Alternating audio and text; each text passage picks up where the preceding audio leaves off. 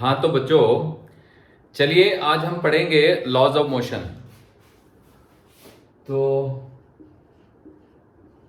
Laws of motion क्या होता है, ये चैप्टर लॉज ऑफ मोशन। तो इसको समझने के लिए सबसे पहले हमें समझना होगा इनर्शिया क्या होता है।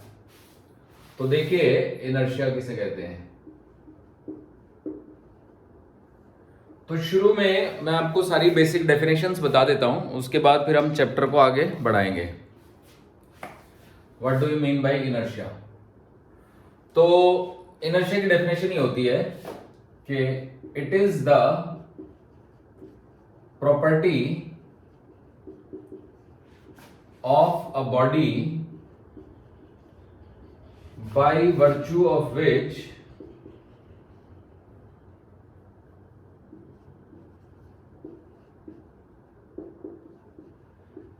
it tends to remain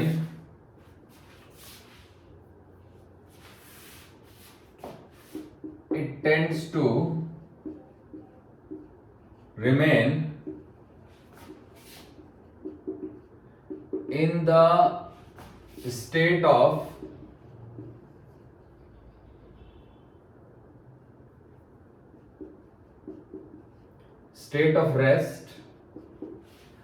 the state of rest or of uniform motion along straight line।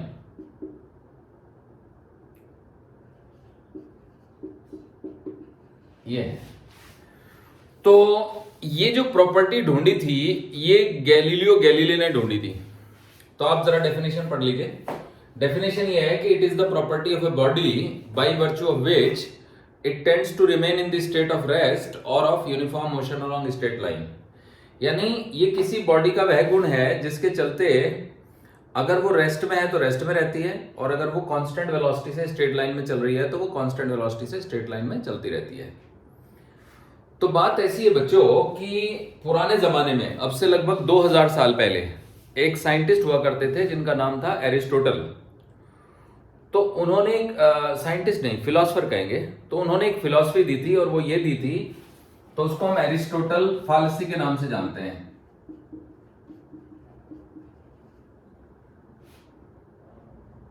फालसी।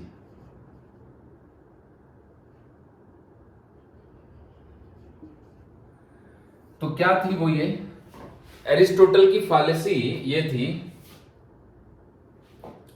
कि every body has a tendency to come to halt. Every object has a tendency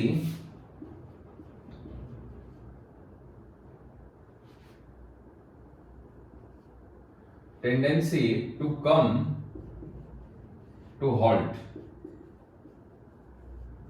halt का मतलब होता है रुक जाना। मतलब हर एक बॉडी के अंदर ये गुण है कि वो रुक जाना चाहती है। ठीक है बच्चों? सो ये है हमारी एरिस्टोटल्स फॉलसी कि हर एक बॉडी रुक जाना चाहती है। तो गैलीलियो गैलीली ने इसको रॉन्ग प्रूव किया। और कैसे प्रूव किया मैं आपको थोड़ा समझा देता हूं, देखिएगा। तो गैलीलियो गैलीली ने एक काम किया कि उसने एक फ्रिक्शनलेस सरफेस ले ली ऐसी, और यहां से उसने एक ऑब्जेक्ट को रिलीज किया इस हाइट से। तो जब वो इस हाइट से ऑब्जेक्ट को रिलीज करता है तो ये ऑलमोस्ट फ्रिक्शनलेस थी, ऑलमोस्ट।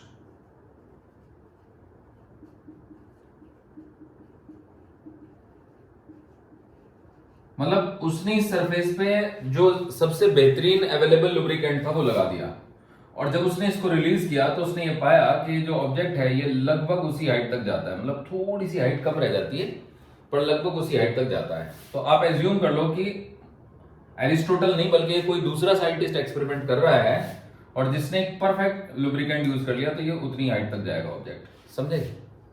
जस्ट इमेजिन हमारे पास होता नहीं है कोई परफेक्ट लुब्रिकेंट, तो ऑलमोस्ट हम हटा देते हैं और हम ये कह देते हैं कि भाई ये सरफेस एकदम फ्रिक्शनलेस है।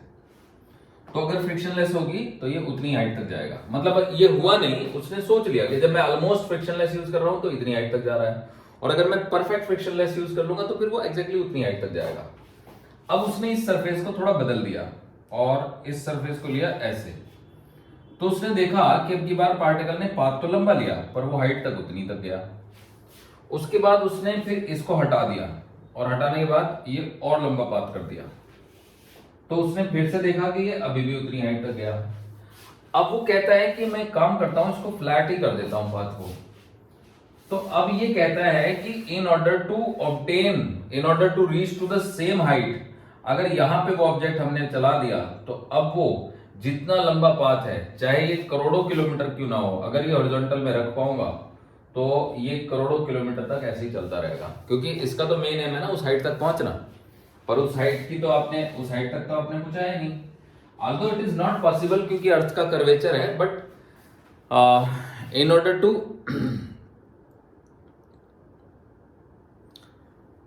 ऑर्डर टू एक्सप्लेन हमने ये बात कही है कि भाई एज्यूम कर लो कि ये 20 किलोमीटर लंबा है और बिल्कुल एकदम हॉरिजॉन्टल है। तो 20 किलोमीटर अगर लंबा हॉरिजॉन्टल पाथ हो जाएगा, ट्रैक हो जाएगा, तो उस तक तो ये पहुंच ही जाएगा ना। समझ गए बच्चों? ठीक है, तो इसी तरीके से यानी अगर ये कांस्टेंट वेलोसिटी से चल रहा है तो वो कांस्टेंट वेलोसिटी से चलता ही रहेगा। बस शर्त यह है कि फ्रिक्शनलेस होना चाहिए। अब हम परफेक्टली फ्रिक्शनलेस तो नहीं बना सकते थे, तो हमने ऑलमोस्ट फ्रिक्शनलेस बना दिया। तो it is the property of a body by virtue of which it tends to remain in the state of rest. अब in the state of rest की तो बात सिंपल है, अगर हमने इसको एक बार रोक दिया तो फिर ये अपने आप नहीं चलने वाला है। तो ये तो सभी कह रहे थे कि भाई कोई चीज रुकी हुई है तो रुकी रहेगी, और अगर वो चल रही है तो चलती रहेगी। तो मेन मुद्दा ये था कि अगर कोई चीज रुकी हुई है ना, तो वो रुकी ही रहती है, तो हम देख रहे हैं, लेकिन कोई चलती हुई चीज है वो रुक जाती है, जो एरिस्टोटल ने ऑब्जर्व किया था। तो ये क्यों किया था? तो ये इसलिए किया था क्योंकि नेचर में फ्रिक्शन तो खत्म हो ही नहीं सकता है, फ्रिक्शन तो रहेगा ही रहेगा। तो अब अगर फ्रिक्शन हमेशा ही अवेलेबल रहेगा तो उसके चलते ये आपका जो है ना चीजें रुक जाती हैं। मतलब अगर हमने फुटबॉल में किक मार दी तो फुटबॉल सरफेस पे लुढ़क रही है, लेकिन क्या वो सरफेस अगर उस पर घास भी है तो क्या वो परफेक्टली फ्रिक्शनलेस है? तो आंसर है नहीं है।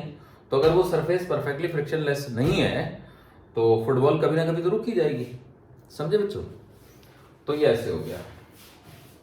तो चलिए इनर्शिया क्या है ये हमने समझ लिया। अब इनर्शिया की टाइप भी मैं समझा देता हूं आपको, ठीक है? तो देखिए इनर्शिया ना 3 टाइप का होता है।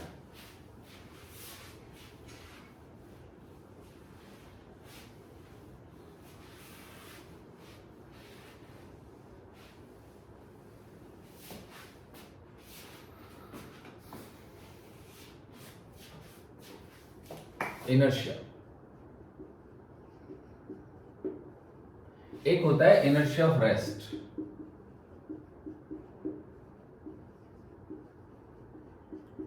एक होता है inertia of motion,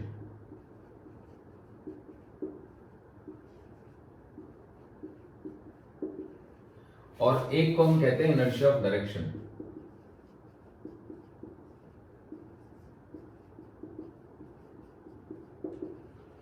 inertia of rest में जब हम समझते हैं तो हम ये कहते हैं कि अगर कोई बॉडी रेस्ट में है तो वो रेस्ट में ही रहेगी, अपने आप नहीं चलेगी। इनर्शिया ऑफ मोशन में हम ये कहते हैं कि अगर कोई बॉडी मोशन में है, कांस्टेंट वेलोसिटी से चल रही है, तो वैसे ही चलती रहेगी, रुकेगी नहीं अपने आप। इनर्शिया ऑफ डायरेक्शन में यह है कि अगर कोई बॉडी कांस्टेंट वेलोसिटी से स्ट्रेट लाइन में चल रही है तो वो अपने आप अपनी दिशा नहीं बदल सकती है। हालांकि ये भी मोशन से ही रिलेटेड है, क्योंकि डायरेक्शन बदलना भी एक मोशन का ही रूप है दूसरा। ठीक है, तो देखिए इसको मैं समझा देता हूं आपको। तो इनर्शिया ऑफ रेस्ट को समझने के लिए आप ऐसे समझो कि जैसे ये आपके पास एक टेबल है, ठीक है? तो इस टेबल पे आपने एक टेबल क्लॉथ डाल दिया है। This is the table cloth. मान लो ये पूरा नहीं है, थोड़ा सा ही है, और यहां पे आपने एक गिलास रख दिया है, एक कप रख दिया है, ठीक है? और आपसे कहा गया है कि क्या ऐसा हो सकता है कि आप ये टेबल क्लॉथ हटा दें और ये गिलास और कप वहीं पे रखे रह जाएं? तो आंसर है यस, ऑफ कोर्स ऐसा हो सकता है। तो अगर आप इस टेबल क्लॉथ को अचानक से खींच दो तो ये cup due to inertia of rest वहीं पे रखे रह जाएंगे। समझ गए बच्चों? इसके अलावा जैसे मान लो कि ये कोई घोड़ा है, ठीक है, तो ये घोड़ा है, तो इस घोड़े पे कोई इंसान बैठा है, ठीक है बच्चों। तो मान लीजिएगा कि एक इंसान इस घोड़े पे बैठा है, ठीक है, और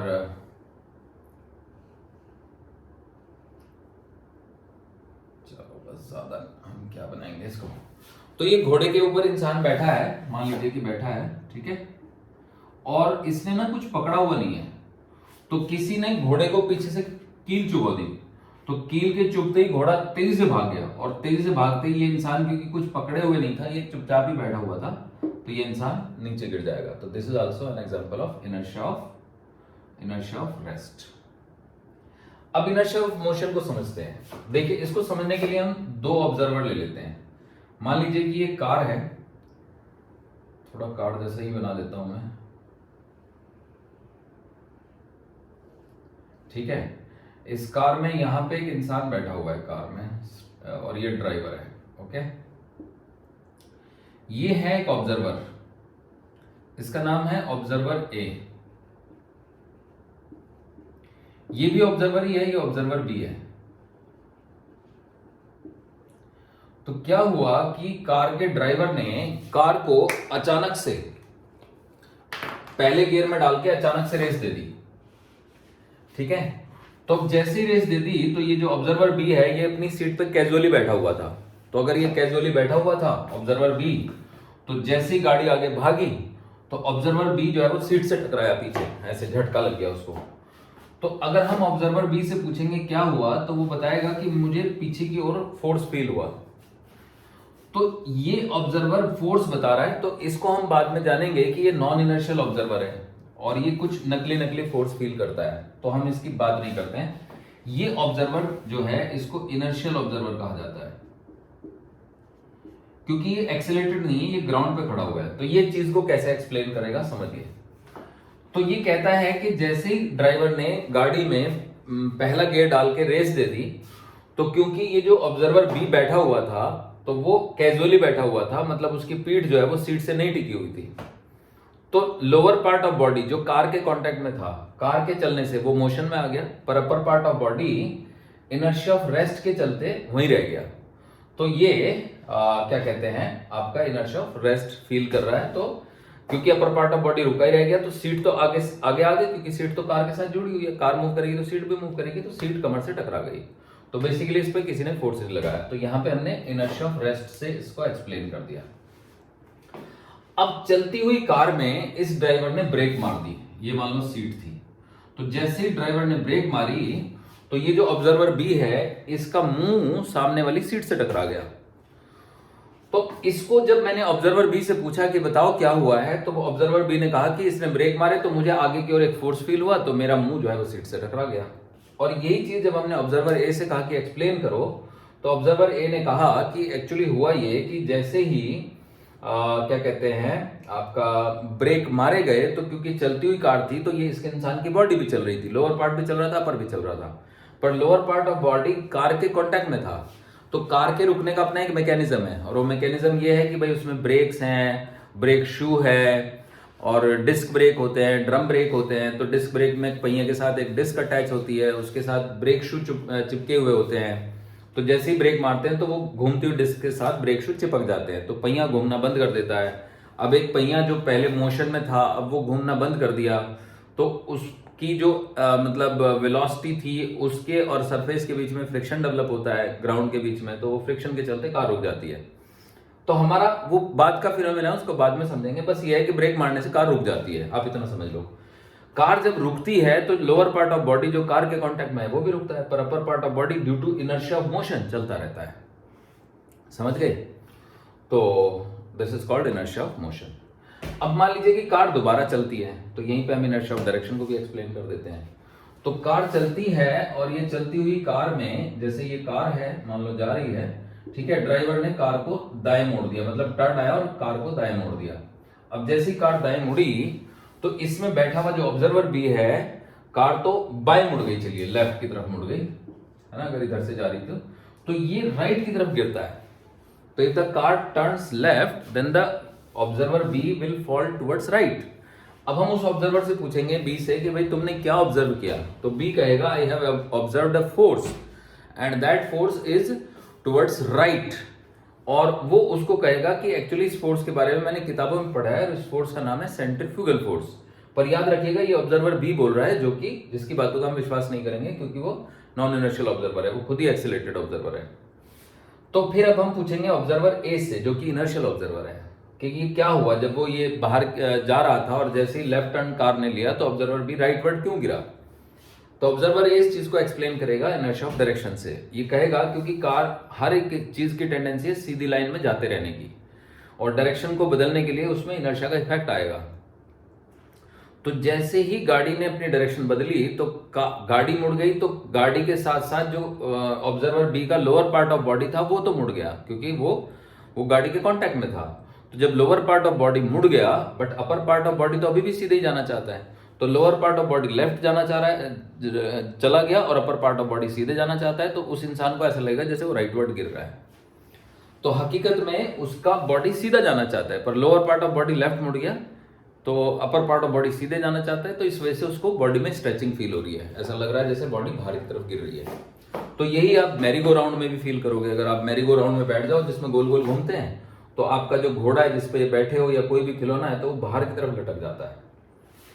तो उसी फोर्स को हम सेंट्रीफ्यूगल फोर्स के नाम से पुकारते हैं, पर वो पुकारता है जो उसमें बैठा हुआ है। तो ऐसे ऑब्जर्वर जो खुद एक्सीलरेटेड होते हैं उनको नॉन इनर्शियल ऑब्जर्वर कहते हैं। तो बस यही कहते हैं कि ये जो नॉन इनर्शियल ऑब्जर्वर हैं ये कुछ मतलब सूडो फोर्सेस फील करने लगते हैं।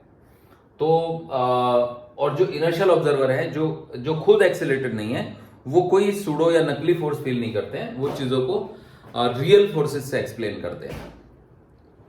तो मुझे लगता है आपको ये इनर्शिया वाला कॉन्सेप्ट समझ आ गया। तो यहाँ पे मैंने कोशिश करी है कि जो ऑब्जर्वर ए है वो इनर्शियल ऑब्जर्वर है, नॉन एक्सीलरेटेड ऑब्जर्वर है, चीजों को इनर्शिया से एक्सप्लेन कर रहा है, जबकि ये जो ऑब्जर्वर है ये चीजों को है ना सूडो फोर्स से एक्सप्लेन कर रहा है। थोड़ा सा आइडिया मैंने सूडो फोर्स का भी आपको दे दिया है, बट अगर आपको समझ नहीं आया तो कोई बात नहीं, I will explain that pseudo force later. फिलहाल के लिए बस आप ये समझ लो कि ये ऑब्जर्वर इस कार में बैठे हुए इंसान को तीनों चीजों में एक्सप्लेन कर देता है, इनर्शिया ऑफ रेस्ट भी, इनर्शिया ऑफ मोशन भी, इनर्शिया ऑफ डायरेक्शन भी। ओके, तो इनर्शिया के बारे में तो इतना ही। देखिए अब हम आगे बढ़ेंगे और न्यूटन के फर्स्ट लॉ के बारे में बात करेंगे।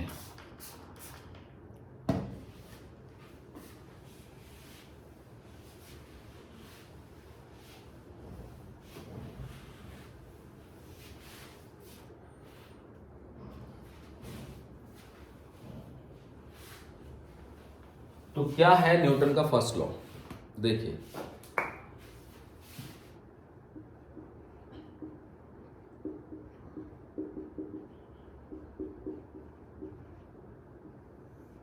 देखो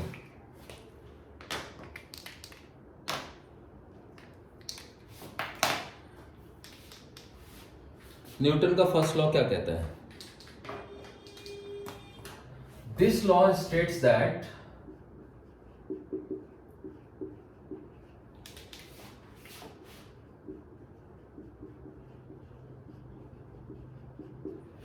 ये लॉ ये कहता है कि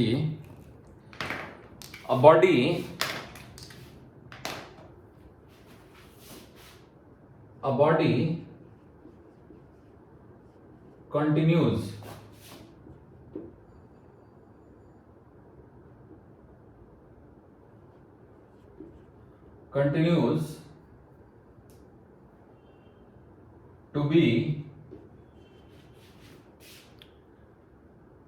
continues to be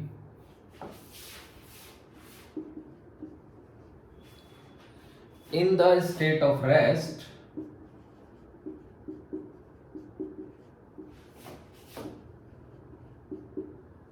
or of uniform motion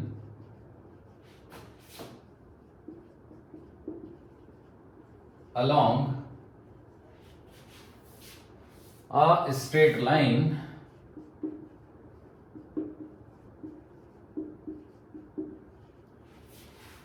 until or unless it is acted upon a non-zero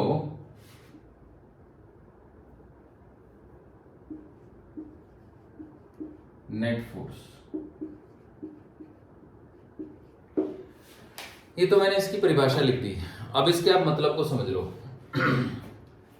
यह लॉ ये कहता है कि कोई बॉडी यदि कोई बॉडी कंटिन्यू रहेगी to be in the state of rest, अपनी रेस्ट की अवस्था में कंटिन्यू रहेगी, और of uniform motion along straight line, या फिर uniform motion along straight line की अवस्था में कंटिन्यू रहेगी, until और unless, कब तक, it is acted upon a non-zero net force, जब तक इस पे एक नॉन जीरो नेट फोर्स ना लगाया जाए तब तक ये जिस अवस्था में है उसी अवस्था में कंटिन्यू रहेगी। यानी यदि रुकी हुई है तो रुकी हुई रहेगी, और एक यूनिफॉर्म वेलोसिटी से सीधी लाइन में, स्ट्रेट लाइन में चल रही है तो चलती रहेगी। तो अब देखो यहाँ पे जब स्ट्रेट लाइन वर्ड यूज कर रहे हैं तो इनर्शिया ऑफ डायरेक्शन की भी बात हो रही है, समझे। अब आप कहेंगे कि सर ये जो न्यूटन का पहला लॉ है ये इनर्शिया की डेफिनेशन से कैसे डिफरेंट है। तो अगर आप याद करो कि इनर्शिया की डेफिनेशन क्या थी, तो इनर्शिया की डेफिनेशन ये थी कि it is the property of a body by virtue of which it remains in the state of rest और of uniform motion along straight line. तो देखा जाए तो बात ये है कि जब हम इनर्शिया की बात करते हैं तो उसमें हम ये कहते हैं कि ये प्रॉपर्टी है बॉडी की, इनर्शिया। पर इसमें हमने बॉडी की प्रॉपर्टी की बात नहीं की, इसमें बात की हमने फोर्स की। तो बस इनर्शिया की डेफिनेशन में और इसमें यही अंतर है कि न्यूटन के फर्स्ट लॉ में हम फोर्स के बारे में जानते हैं, और किस बारे में, फोर्स के गुण के बारे में। तो देखा जाए तो न्यूटन का जो फर्स्ट लॉ है वो फोर्स को क्वालिटेटिवली डिफाइन करता है, यानी फोर्स का गुण बताता है। तो दिस लॉ है ना, this law defines force qualitatively.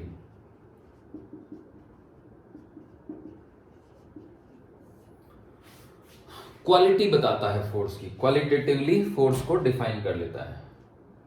ठीक है बच्चों। तो क्या है फोर्स? फोर्स वो है जो किसी रुकी हुई बॉडी को चला सकता है, या किसी यूनिफॉर्म मोशन करती हुई बॉडी के मोशन को यूनिफॉर्म से नॉन यूनिफॉर्म कर सकता है।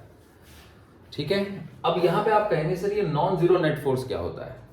तो असल में बात ऐसी है कि किसी बॉडी पे यदि एक फोर्स लग रहा है, if only one force is acting on a body, तो this force is always non zero net force, क्योंकि वो तो एक ही फोर्स है। मान लो ये एक बॉडी है, इस पे सिर्फ एक फोर्स एक्ट कर रहा है, तो this is a non zero net force, समझे। अब मान लो कि कोई बॉडी है जिसपे दो फोर्सेज एक्ट कर रहे हैं, एक ये F1 और एक ये F2, और ये दोनों फोर्सेज ऐसे हैं कि F1 और F2 दोनों अपोजिट भी हैं और इक्वल भी हैं। F1 and F2 are opposite and equal in magnitude, है ना। तो अगर दो फोर्सेज ऐसे हों जो कि इक्वल भी हों और अपोजिट भी हों, तो उनका तो नेट जीरो आ ही जाएगा, the resultant will be zero. तो अगर अपोजिट एंड इक्वल ना हो, मतलब ये दोनों शर्तें एक साथ ना वैलिड हो, although they are equal but not opposite, or they are opposite but they are not equal, तो समझे, या फिर they are neither opposite nor equal, तो फिर वो नॉन जीरो हो जाएगा। मतलब if it happens then तो वो हो जाएगा आपका zero net force. In that case the net force will be zero, net force is 0. But if one of the condition is not obeyed, then the net force will not be 0. Any one of the condition is not obeyed. मतलब F1 और F2 अगर मान लो opposite नहीं है, equal है, तो कोई बात नहीं, बस 90 डिग्री पे एक्ट कर रहे होंगे तो उनका रिजल्टेंट F2 आ जाएगा, या किसी भी एंगल पे एक्ट कर रहे होंगे तो कुछ ना कुछ रिजल्टेंट आ जाएगा। बस F1 और F2 इक्वल एंड अपोजिट नहीं होना चाहिए।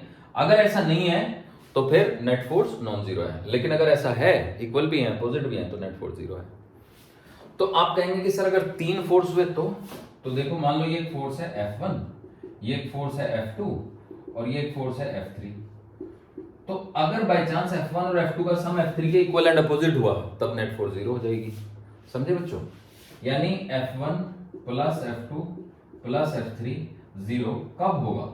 वो तब होगा जब या तो F3 की वैल्यू है ना F1 और F2 के सम के इक्वल एंड अपोजिट हो जाए, समझ रहे हो, या फिर F1 की वैल्यू, मतलब ऐसे ही आप बता सकते हो कि आपके किन्हीं दो फोर्सेस की वैल्यू, अच्छा ये वाला है नहीं, ठीक है कोई नहीं, हटा देता हूं यहां से। तो यहां पे देख लो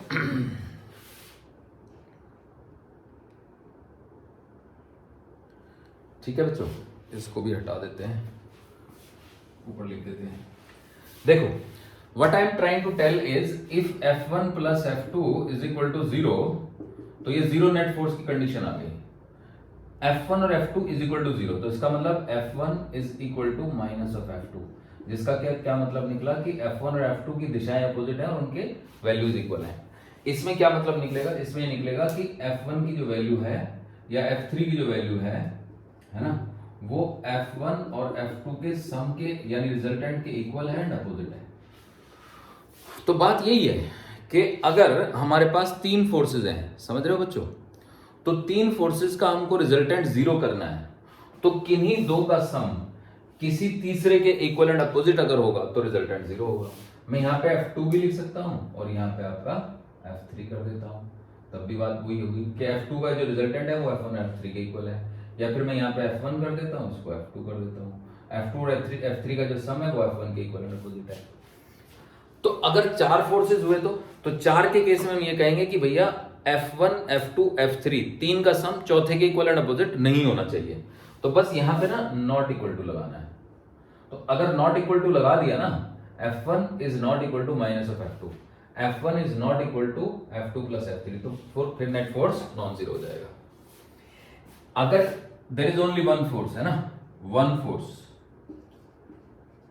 if there is only one force, ये तो नॉन जीरो नेट फोर्स है। जो अगर एक ही फोर्स है तो उसको जीरो कौन कर रहा है, यहाँ पे दो फोर्स है लेकिन उनको जोड़ के जीरो नहीं आ रहा है, मतलब F1 is not equal to minus of F2, यानी या तो वो आइदर दे आर अपोजिट और इक्वल, है ना, they may be opposite but not equal, ठीक है, बट नॉट इक्वल, और they may be equal but not opposite, समझे। तो F1 and F2 are opposite but not equal, F1 and F2 are equal but not opposite, उस case में net force non zero होगा। तो मुझे लगता है आप समझ गए। जैसे ये पेन है, तो इस पेन पे दो फोर्स लग रहे हैं, एक तो ग्रेविटी लगा रही है, एक मैं लगा रहा हूं। मेरा फोर्स ग्रेविटी के एग्जैक्टली इक्वल एंड अपोजिट है, तो नेट फोर्स जीरो है। मैंने अपना फोर्स हटा लिया, एक ही रह गया, तो नेट फोर्स नॉन जीरो हो गया, चल गया ये। तो ऐसे है। अब मान लो कि कोई बॉडी है, उस पर तीन फोर्स लग रहे हैं, तो बाकी के दो जो कोई भी दो का रिजल्टेंट तीसरे के इक्वल एंड अपोजिट है, तो नेट फोर्स जीरो है। तो अगर किन्हीं दो का रिजल्टेंट तीसरे के इक्वल एंड अपोजिट नहीं है, तो नेट फोर्स जीरो नहीं है। तो बस यही है, मैं कह रहा हूं कि भाई अगर F1, F2, F3 का जो रिजल्टेंट है वो जीरो है तो ठीक है, नेट जीरो, और लेकिन अगर इन दोनों को जोड़ के जीरो नहीं आ रहा तो नेट फोर्स नॉन जीरो है। This is what I am telling you. तो बच्चों मुझे लगता है आपको फर्स्ट लॉ समझ में आ गया होगा। तो फर्स्ट लॉ में कुछ बहुत ज्यादा नहीं है, बस इतना ही है कि भाई नेट फोर्स जीरो कब होता है। तो इसकी कंडीशंस भी हैं, तो इसके ऊपर आधारित एक दो क्वेश्चन में कराई देता हूं, देखिएगा।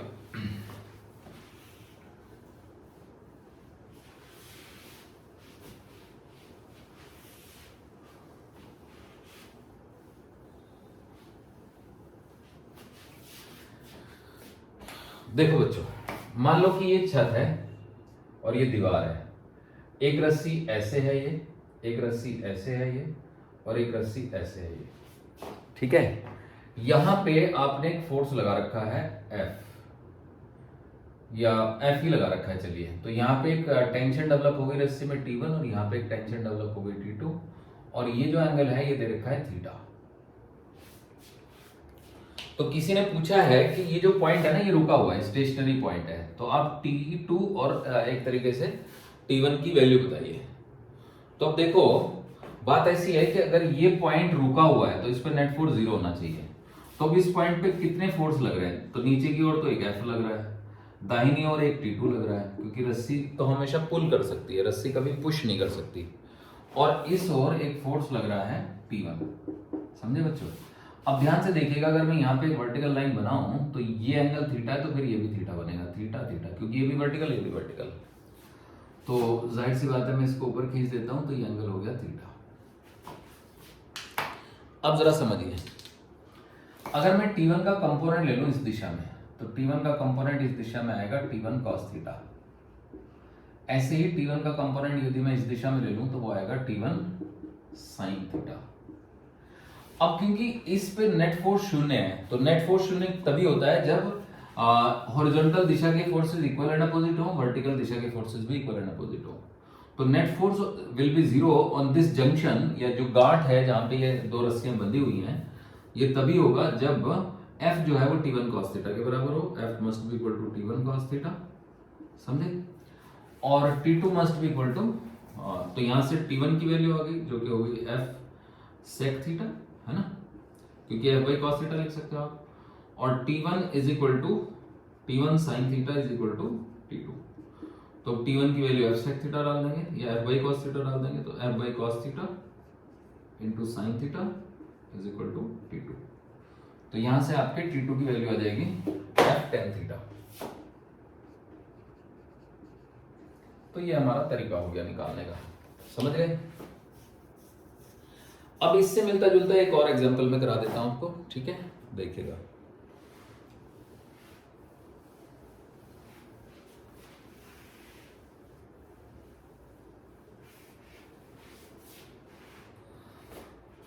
तो दूसरा एग्जांपल ये है, मान लो ये फ्लोर है ना, यहां से एक रस्सी बंधी है और यहां से एक रस्सी बंधी है। तो ये एंगल है मान लो 37 डिग्री, ये एंगल है मान लो आपका 53 डिग्री, और यहाँ पे एक फोर्स लग रहा है नीचे को F, ठीक है। तो इस रस्सी में टेंशन है T1 और इस रस्सी में टेंशन है T2, और हमें वो कैलकुलेट करना है। तो देखिए कैसे करेंगे। तो अब इसके मैं आपको दो तरीके बता देता हूँ, ठीक है। तो पहला मेथड जो है, मान लो हम यहाँ पे एक हॉरिजॉन्टल लाइन बना देते हैं, ठीक है बच्चों, और एक वर्टिकल भी बना देते हैं। तो अब अगर ये 37 का एंगल है तो ये भी 37 का एंगल हो गया, है ना। ये 53 का है तो ये भी 53 का एंगल हो गया। तो मान लो ये जो T1 फोर्स है, इस फोर्स के हम कंपोनेंट करते हैं, तो T1 का एक कंपोनेंट इस दिशा में आएगा जो कि होगा T1 cos 37, है ना। और ऐसे ही आपका T2 है ये, तो T2 का भी हम कंपोनेंट कर लेंगे, ये T2 हो गया मान लो। तो T2 का एक कंपोनेंट इस दिशा में आ जाएगा जिसका नाम होगा T2 cos 53, ठीक है। अब ऐसे ही T1 का भी एक कंपोनेंट इस दिशा में आ जाएगा जिसका नाम होगा T1 sin 37, है ना, लिखने की जगह नहीं है, T1 sin 37, ठीक है। ऐसे ही T2 का भी एक कंपोनेंट इस दिशा में होगा जिसका नाम होगा T2 sin 53, ठीक है, छोटा सा 53 लिख दिया। अब ध्यान से देखिएगा, ये जो T2 sin 53 है और जो T1 sin 37 है, ये ऊपर को लग रहा है और F नीचे को लग रहा है, समझ गए। तो इस पॉइंट पे ऊपर की ओर दो फोर्स है और नीचे की ओर एक फोर्स है। तो इसका मतलब जो T2 sin 53 है वो और जो T1 sin 37 है वो दोनों जुड़ के F को बैलेंस करने चाहिए। तो ये दोनों फोर्सेस वर्टिकल दिशा में है और ये अकेला डाउनवर्ड दिशा में है। वर्टिकली अपवर्ड है दोनों और ये अकेला डाउनवर्ड है। तो वर्टिकली अपवर्ड दो फोर्स मिलके इस अकेले डाउनवर्ड फोर्स को बैलेंस कर देंगे। ये लेफ्ट की ओर हॉरिजॉन्टल है, ये राइट की ओर हॉरिजॉन्टल है। तो T1 cos 37 must be equal to T2 cos 53, ये आ गया। अब यहां से हम वैल्यूज निकाल लेंगे। तो देखो cos 37 की वैल्यू होती है, एंगल मैंने ऐसे दे दिया कि आसान है सॉल्व करना। तो ये 4/5 होती है और ये T2 है और ये 3/5 होती है। 5 तो कट ही जाएगा। T1 की वैल्यू आ जाएगी 3T2/4। अब T1 की वैल्यू 3T2/4 इसमें डाल देंगे, ठीक है। तो देखो T2 इंटू में sin 53 जो कि 4/5 है, प्लस T1 जो कि 3T2/4 है, इंटू sin 37 जो कि 3/5 है, इज इक्वल टू F। तो आप देख सकते हो कि ये हो गया हमारा T2, ब्रैकेट में ले लेते हैं, तो ये 4/5 आ गया और ये आपका 9/20 आ गया, इज इक्वल टू F, ठीक है बच्चों। अब अगर मैं एलसीएम ले लूं तो इसको मैं इंटू 4 कर देता हूं ना, तो तो यहाँ पे भी इंटू 4 हो जाएगा, तो 20 आ जाएगा नीचे, ऊपर 16 आ जाएगा। तो ये कुल मिला के इक्वेशन बनेगी T2 into 16/20 plus 9/20 is equal to F। तो T2 इंटू में 25/20 इज इक्वल टू F। तो ये कट जाएगा, 5 जा और ये 4 जा, तो यहाँ से T2 की वैल्यू आएगी 4F/5। अब अगर T2 की वैल्यू आ गई तो T1 की भी निकल जाएगी। T1 की वैल्यू आ जाएगी 3/4 इंटू 4F/5। 4 से 4 कैंसिल, तो यहाँ से T1 की वैल्यू आ गई 3F/5। ऐसा आ गया, ये हो गया बच्चों। तो इस तरीके से मैंने ये क्वेश्चन सॉल्व कर दिया। तो जैसे कि मैंने बताया था कि ये मेथड 1 है, अब हमें मेथड 2 देखना है। तो मेथड 2 क्या है वो मैं समझा देता हूं। मेथड 2 को हम कहते हैं लामीज थ्योरम।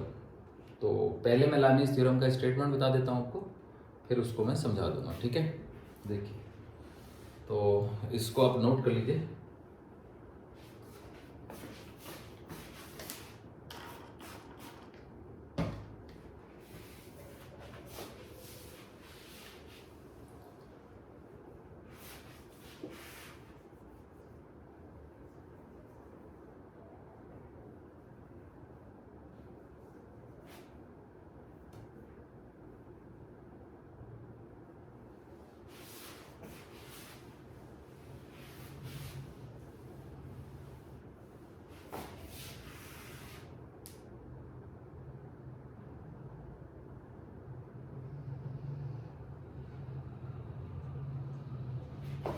देखो बच्चों, ये T2 है। तो लामीज थ्योरम क्या है?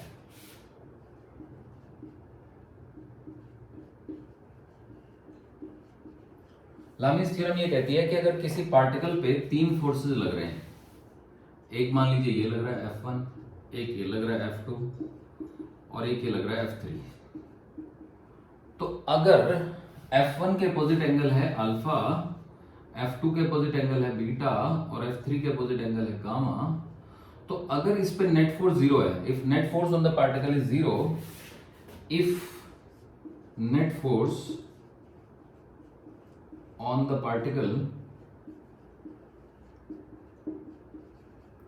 इज 0, यदि नेट फोर्स 0 है तो F1 बाई साइन अल्फा की जो वैल्यू होगी वो इक्वल हो जाएगी F2 बाई साइन बीटा के, और वो इक्वल हो जाएगी F3 बाई साइन गामा के। समझे कुछ? तो इसका नाम है लामीज थ्योरम। अब यहाँ पे देखिएगा, यहाँ पे भी तो कुछ कुछ ऐसी सिचुएशन बन रही है, बस फर्क कितना है? फर्क इतना है कि ये वाला एंगल है 37 डिग्री, एंगल भी पता है हमें यहाँ पे, ये 37 डिग्री, 53 डिग्री। तो ये 53, 37, 90 हो गया, तो ये वाला पूरा एंगल 90 डिग्री हो गया, ठीक है बच्चों। और ये तो 90 पहले से ही है और ये भी 90 पहले से ही है। तो आप देखिए ये जो पूरा एंगल है ये 90 प्लस 53 है, ये 90 प्लस 37 है, ओके। तो अब इसमें भी 3 फोर्स हैं और ये वाला पॉइंट तो स्टेशनरी है ही, तो अब हम इसमें लामीज थ्योरम लगा देते हैं, इसमें कोई कंपोनेंट करने की जरूरत ही नहीं है। तो T1 के लिए हम ये वाला एंगल लेंगे 90 प्लस 53, तो हम लिखेंगे T1 divided by sine of 90 plus 53 is equal to, थोड़ा नीचे लिखता हूं, देखो T1 divided by sine of 90 degree plus 53 degree is equal to F by sine 90 degree, है ना।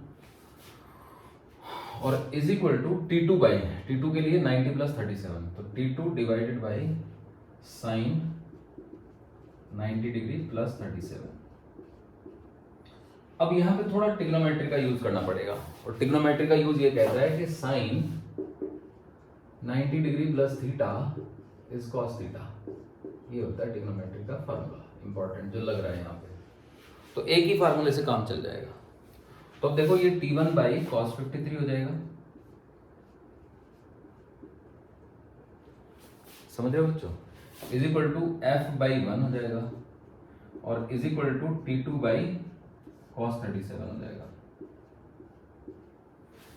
अब अगर मैं इस रिलेशन को पकड़ लूं तो इससे मुझे मिलेगा कि T1 by cos 53 is equal to F. तो यहां से T1 की वैल्यू आ गई एफ कॉस 53।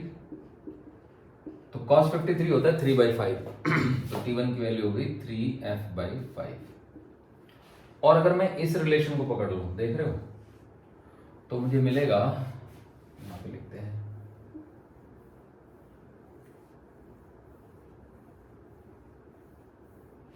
देख रहे हो बच्चों, तो उस केस में मुझे मिलेगा कि f/1 इज इक्वल टू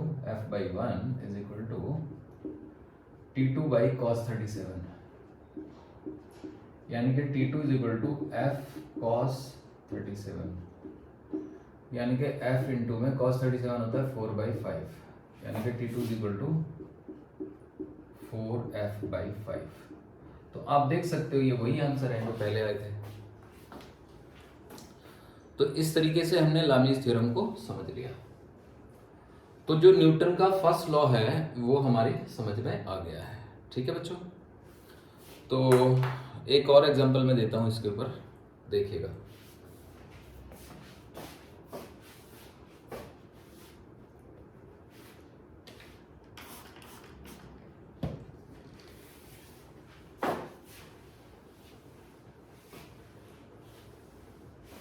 ये चलिए फर्स्ट लॉ के ऊपर हम आगे एग्जांपल बाद में करेंगे, ठीक है। अभी फिलहाल हमने फर्स्ट लॉ के ऊपर 2 एग्जांपल कर लिया है। अब हम आगे बढ़ेंगे और न्यूटन सेकंड लॉ की बात करेंगे।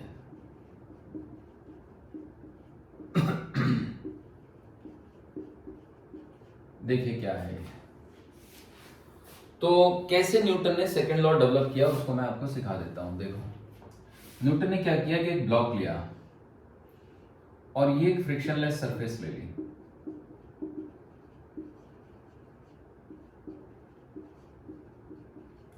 और यहां पे एक स्प्रिंग बैलेंस ले लिया।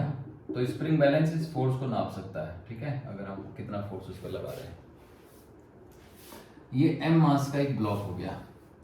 तो न्यूटन ने इस पे एक F फोर्स लगाया और उसने इसका rate of change of velocity को नापा। तो जो rate of change of velocity होता है उसको हम एक्सेलरेशन कहते हैं। मतलब उसने ये पाया कि हर 1 सेकेंड में वेलोसिटी a अमाउंट से बढ़ जाती है। मतलब अगर शुरू में वेलोसिटी 0 है तो 1 सेकंड बाद a हो जाएगी, 2 सेकंड बाद 2a हो जाएगी, 3 सेकंड बाद 3a, 4 सेकंड बाद 4a, 5 सेकंड बाद 5a। तो in each second the increment in velocity is a। तो rate of change of velocity पर सेकंड को ही एक्सेलरेशन कहते हैं। अब अगले केस में क्या किया न्यूटन ने कि यही ब्लॉक लिया, यही फ्रिक्शनलेस सरफेस ली, यही स्प्रिंग बैलेंस लिया, बट जो फोर्स उसने अप्लाई किया वो पहले के कंपैरिजन में दुगना लगा दिया, 2f। तो जब उसने 2f फोर्स लगाया तो उसने पाया कि अब की बार एक्सेलरेशन 2a है। तो यहां से वो कंक्लूड करता है कि इसका मतलब एक्सेलरेशन प्रोपोर्शनल है फोर्स के। तो मास यहां पे सेम है, if m is same, if m is same, same का मतलब m इज कांस्टेंट। अब अगली बार वो क्या करता है न्यूटन कि ये एक ब्लॉक है m मास का और इसके साथ ही एक दूसरा ब्लॉक भी लगा देता है m मास का। तो 2 ब्लॉक आपस में चिपक गए, सरफेस वही फ्रिक्शनलेस है, याद रखिएगा, लेकिन फोर्स अब की बार F ही लगाया गया, मतलब जितना पहली केस में लगाया गया था।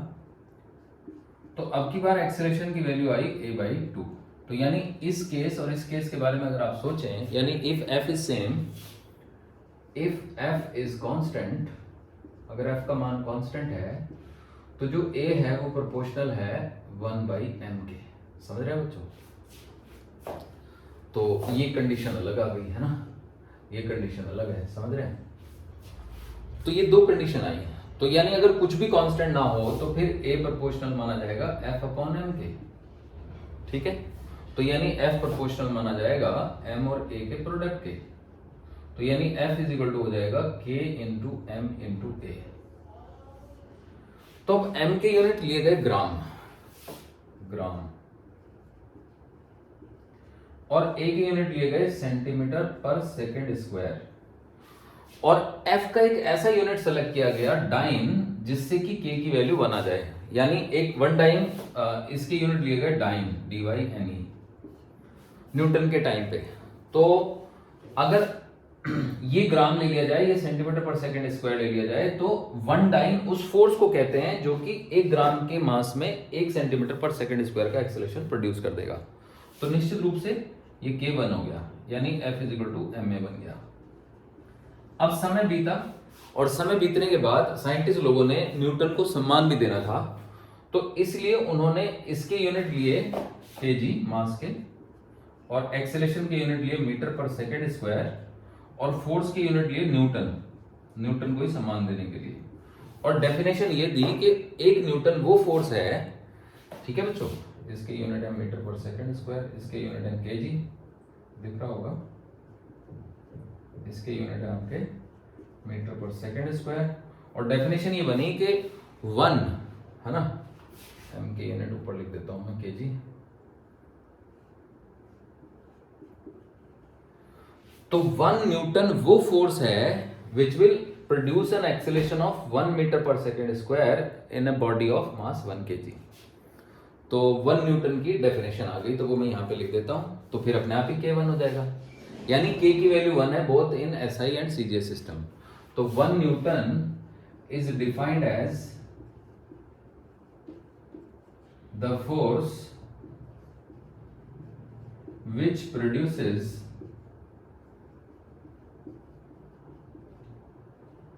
an acceleration of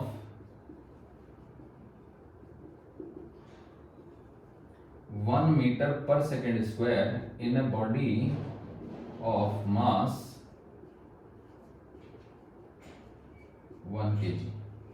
1 न्यूटन वो फोर्स है जो किसी 1 kg की बॉडी में लगा दिया जाए, मतलब एक ही फोर्स लगा दिया जाए, उस पर फ्रिक्शन वगैरह ना हो, और ठीक है, तो वर्टिकल दिशा में नॉर्मल रिएक्शन और mg लग रहे होंगे, तो वो उसमें 1 मीटर पर सेकेंड स्क्वायर का एक्सेलरेशन प्रोड्यूस कर देगा। बच्चों समझ गए आप लोग? तो मुझे लगता है आप लोग ये समझ गए कि 1 न्यूटन क्या होता है। ऐसे ही 1 डाइन की डेफिनेशन है, तो 1 डाइन में भी लिख ही देता हूं मैं। तो 1 dine is defined as a force which produces an acceleration of 1 centimeter per second square in a body of mass 1 gram। तो उसमें भी K1 आ गया, मतलब अगर K है ना, हम सही सिस्टम में K लगाएं तो K यहाँ पे K की वैल्यू इस सिस्टम में भी 1 ही हो जाती है, तो K का चक्कर ही नहीं रहा। तो हमारा जो न्यूटन का फॉर्मूला बन गया F is equal to KMA के बजाय F is equal to MA बन गया। अब आगे देखो,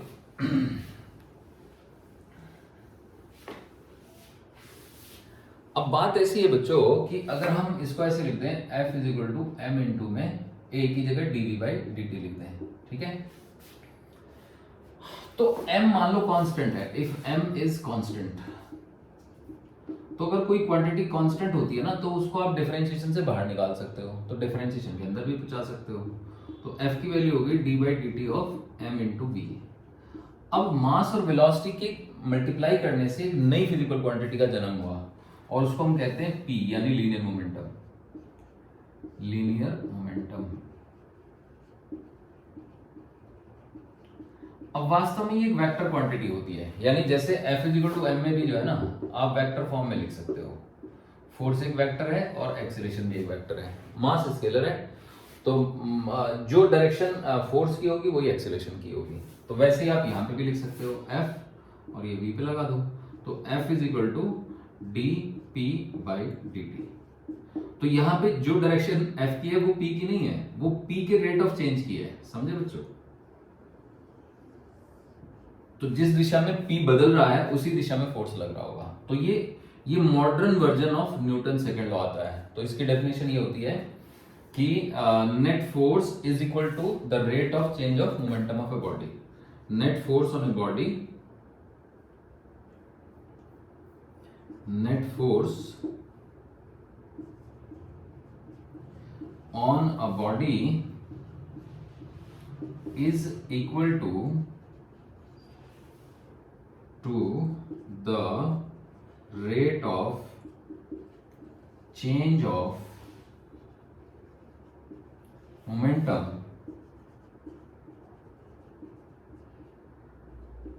of the body।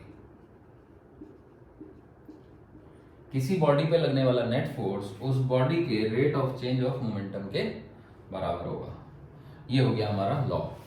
अब F is equal to M A को भी डिफाइन कर देता हूं मैं। तो न्यूटन के सेकंड लॉ की दो कंडीशन बनेंगी, दो स्टेटमेंट बनेंगे। तो एक तो यही हो गया नेट, ये न्यूटन का सेकंड लॉ हो गया, net force on a body is equal to the rate of change of momentum of the body. और इसके अलावा इसमें ये भी कह सकते हो the direction of net force is equal to the direction in which the momentum will get changed. वो तो अंडरस्टूड है, जब आप इसकी और इसकी दो वेक्टर तो इक्वल तभी होंगे ना जब उनकी दिशाएं बराबर होंगी। मैं ये नहीं कह रहा कि एफ की दिशा और पी की दिशा सेम है, लेकिन पी जिस दिशा में बदल रहा है, पी के बदलने की डायरेक्शन और एफ की डायरेक्शन सेम है। यानी जिस डायरेक्शन में पी बदल रहा है, तो एक तो पी की डायरेक्शन है, एक पी के बदलने की डायरेक्शन है। तो अब देखो इसका दूसरा स्टेटमेंट क्या है, the net force on a body is equal to the product of mass of the body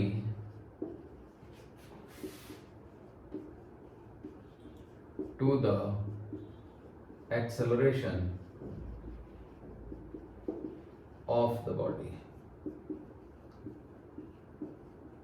किसी बॉडी पे जो नेट लगने वाला नेट फोर्स होता है वो उस बॉडी के मास और उस बॉडी के एक्सेलेरेशन के प्रोडक्ट के इक्वल होता है। ठीक है बच्चों, समझ आया? ये होपफुली आपको समझ आ गया होगा। तो ये नोट कर लीजिए, फिर मैं आपको तीसरा लॉ सिखा देता हूं। तो इसकी एप्लीकेशन सिखाने से पहले तीनों लॉ तो एटलीस्ट आप सीख ही लोगे। ठीक है, नोट कर लो।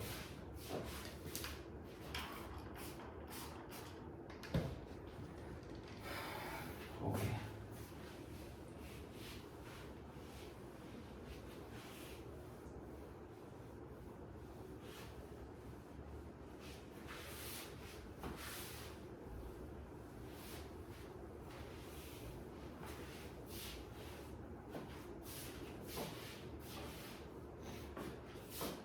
देखो अब हम बात करेंगे न्यूटन्स थर्ड लॉ की।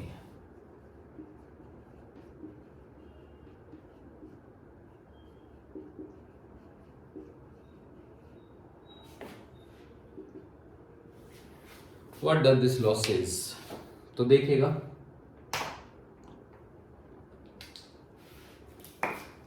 This law states that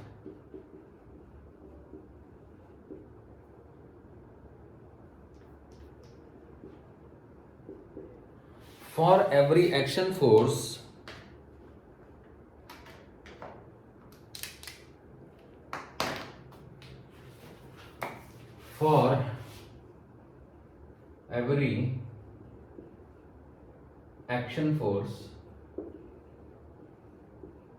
action के ब्रैकेट में मैंने फोर्स लिख दिया बच्चों।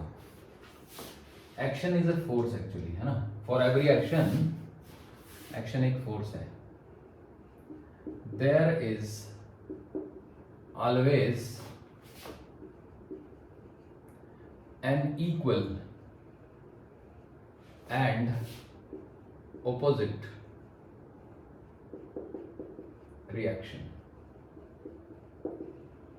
अब रिएक्शन भी एक फोर्स ही है, यानी किसी भी फोर्स के बदले में एक फोर्स पैदा जरूर होगा। अगर मैं दीवार को पुश करूंगा तो दीवार मुझे पुश करेगी।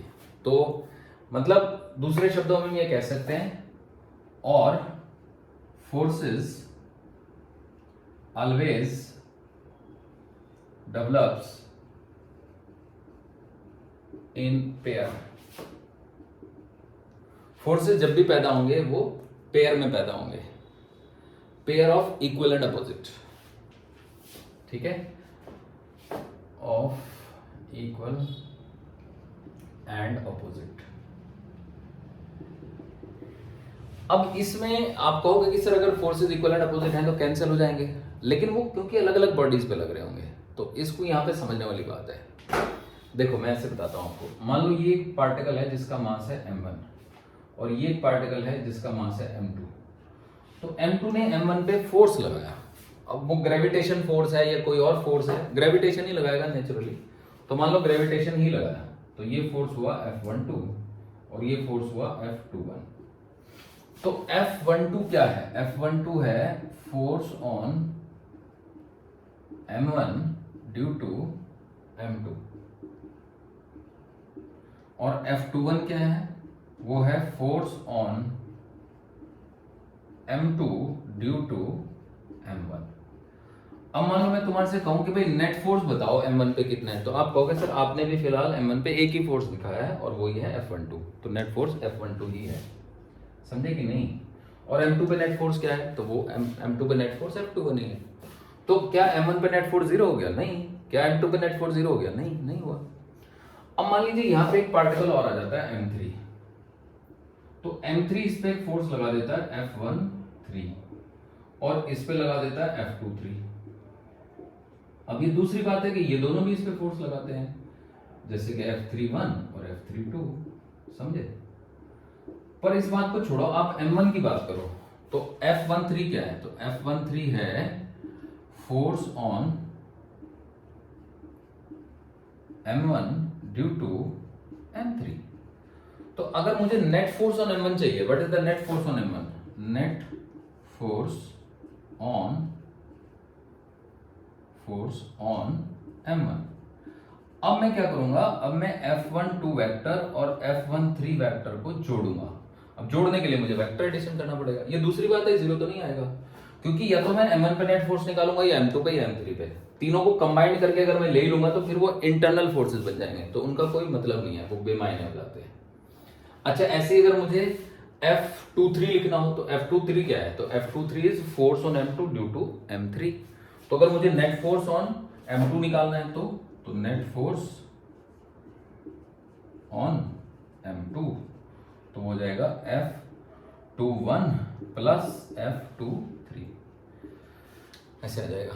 अब मान लीजिए एक पार्टिकल और आ जाता है, तो ये पार्टिकल है आपका, मान लीजिए यहां पे है ना, ये है आपका M4, तो M4 ने इस पे एक फोर्स लगाया, ये है F14 और इस पे भी लगाया है ना, इसको ऐसे लिख देता हूं मैं F21 F24 है ना, हालांकि इस पे भी लगेंगे फोर्सेस, तो ठीक है ना, ये हो जाएगा F41, ये हो जाएगा F42 और ये हो जाएगा F43, इस पे भी लगेगा एक, है ना, F34। अब प्रत्येक पे 3-3 लग जाएंगे। तो अब अगर मुझे नेट फोर्स ऑन M1 निकालना है तो M1 पे मैं एक फोर्स और जोड़ दूंगा, F14, है ना। तो F14 है क्या? तो F14 है force on M1 due to M4, तो आप समझ सकते हो। ऐसे अगर मुझे नेट फोर्स ऑन M2 निकालना हो तो मैं F प्लस F24 और कर दूंगा, समझ गए बच्चों? तो इस तरीके से हम नेट फोर्स निकाल सकते हैं। अगर हमें नेट फोर्स ऑन M3 निकालना हो तो F31 plus F34 plus F32। अगर हमें नेट फोर्स ऑन M4 निकालना हो तो F41 plus F43 plus F42। Vector हैं ये ऑब्वियसली सब, ठीक है, ऑल आर वेक्टर्स। तो हमें कभी भी ऐसा इन दोनों को फोर्सेस को हमें जोड़ने की जरूरत ही नहीं पड़ेगी, क्योंकि ये दो अलग अलग बॉडीज है ना। तो इंपॉर्टेंट बात ये हुई बच्चों कि जो फोर्सेस होते हैं एक्शन रिएक्शन के, वो एक दूसरे को कैंसिल नहीं करते हैं, क्योंकि वो अलग अलग बॉडीज को लेते हैं। तो action reaction forces action and reaction forces do not या don't cancel each other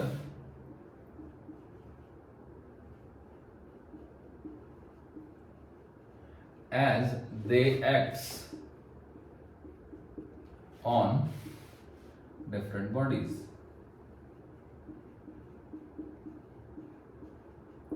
वो अलग अलग बॉडीज पे काम करते हैं।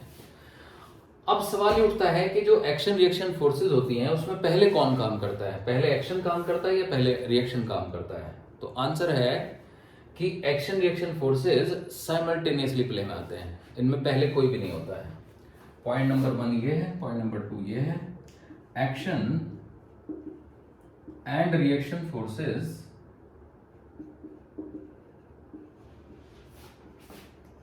comes into play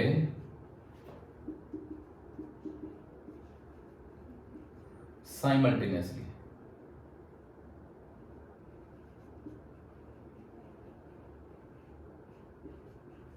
एक साथ वो प्ले में आते हैं। ये नहीं कि पहले एक्शन होगा बाद में रिएक्शन होगा, ऐसा कोई चक्कर नहीं है। एक्शन रिएक्शन साथ ही होंगे। ठीक है बच्चों, तो होपफुली आपको थर्ड लॉ समझ आ गया होगा। तो in the next class I will teach you about the free body diagram, the application of Newton third law, application of second law, application of first law. First law का भी मैंने एक दो application तो कराई हैं, बट अभी और करवाऊंगा। ठीक है, चलिए थैंक यू, ये नोट कर लीजिए। ओके।